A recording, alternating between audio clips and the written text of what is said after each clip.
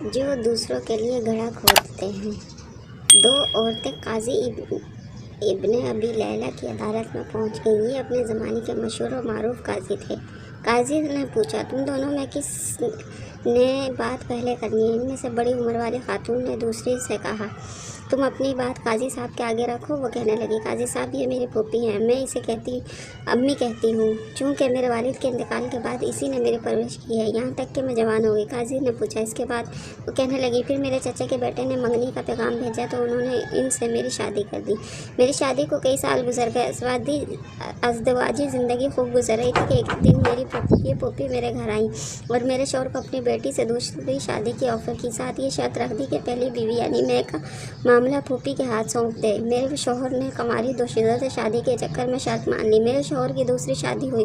سہاگ رات کو میری پھوپھی میرے پاس آئی اور مجھ سے کہا کہ تمہارے شوہر کے ساتھ میں نے اپنی بیٹی بیاہ دی ہے، تمہارا شوہر نے تمہارا معاملہ میرے ہاتھ سونپ دیا ہے، میں تجھے تیرے شوہر کی وکالت کرتے ہوئے طلاق دیتی ہوں۔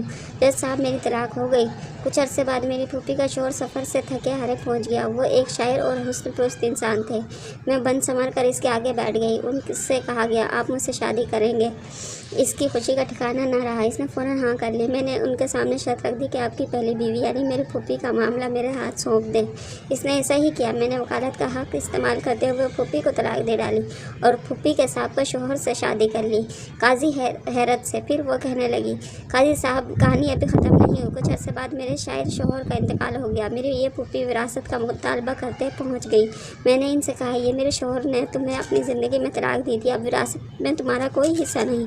جھگڑا طول پکڑا۔ اس دوران میری عدت بھی گزر گئی۔ ایک دن میری یہ پھوپھی اپنی بیٹی اور داماد میرا سابقہ شوہر کو لے کر میرے گھر آئی اور وراثت کے جھگڑے میں میرے اسی سابقہ شوہر کو سالس بنایا۔ اس نے مجھے کئی سالوں بعد دیکھا تھا۔ مرد اپنی پہلی محبت نہیں بھولتا، چنانچہ مجھ سے یوں مل کر اس کی محبت نے انگڑائی لی۔ میں نے اس سے کہا، پھر مجھ سے شادی کرو گے؟ اس نے کہا، ہاں۔ میں نے ان کے سامنے شرط رکھ دی کہ اپنی پہلی بیوی میری پھوپھی کی بیٹی کا معاملہ میرے ہاتھ دیں۔ میں نے ایسا ہی کیا۔ میں نے اپنے سابق شوہر سے شادی کر لی اور اس کی بیوی کو شوہر کی وکالت کرتے ہوئے طلاق دے دی۔ قاضی ابن لیلہ سر پکڑ کر بیٹھ گئے۔ پھر پوچھا، اس کیس میں اب مسئلہ کیا ہے؟ میری پھوپھی کہنے لگی، قاضی صاحب، کیا یہ حرام نہیں کہ میں اور میری بیٹی دونوں کی یہ لڑکی طلاق کروا چکی ہے، پھر میرا شوہر اور میری بیٹی کا شوہر بھی لے اڑی، اسی پر بس نہیں، دونوں شوہروں کی وراثت بھی اپنے نام کر لیا۔